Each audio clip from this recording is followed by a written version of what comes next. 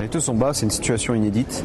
À la fois les taux courts, ça on a plutôt l'habitude, la Banque centrale qui intervient, qui fait baisser les taux pour pouvoir relancer l'économie. Et là la nouveauté depuis ce qu'on appelle le quantitative easing, c'est-à-dire que la Banque centrale est intervenue sur les taux longs en achetant des obligations à long terme pour faire baisser les taux longs aussi.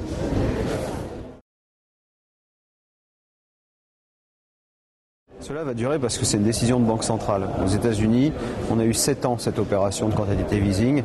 Donc on pense avoir la même chose sur le marché européen avec un process de quantitative easing qui vient de commencer. Il a commencé il y a 1 an maintenant, enfin 1 an et demi. Donc ça devrait durer moins 7 ans. L'impact est double, à la fois, je dirais, au niveau régulation, puisque lorsque, par exemple, on doit faire une gestion prudente pour un client, on va surtout aller sur des emprunts obligataires, et lorsque les taux sont au plus bas, le risque est important sur les emprunts obligataires, sur les obligations, puisque en cas de remontée des taux, les obligations vont chuter très fortement. Donc en fait, d'un placement qui est normalement un placement prudent, sans trop de volatilité, on arrive à un placement très risqué. Donc premier problème de réglementation. Deuxième problème tout simplement de gestion de patrimoine dans son ensemble, c'est que si on n'a pas de taux d'intérêt, on n'a pas de loyer financier, on n'a pas de revenus.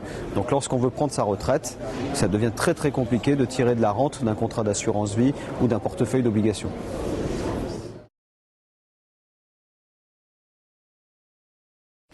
Les solutions, il faut aller les chercher en dehors des aspects produits de taux. Donc il faut aller les chercher soit sur les marchés actions, même si les marchés actions ne sont pas le marché pour tirer de la rente. Ce qu'on va faire, c'est qu'on va prendre des produits structurés qui versent du rendement, ce qu'on appelle des phénix, qui versent de la rente, même quand le marché est négatif. Donc première solution, aller chercher la volatilité des marchés financiers pour créer des produits qui versent de la rente. Deuxième solution, c'est une solution à base d'immobilier.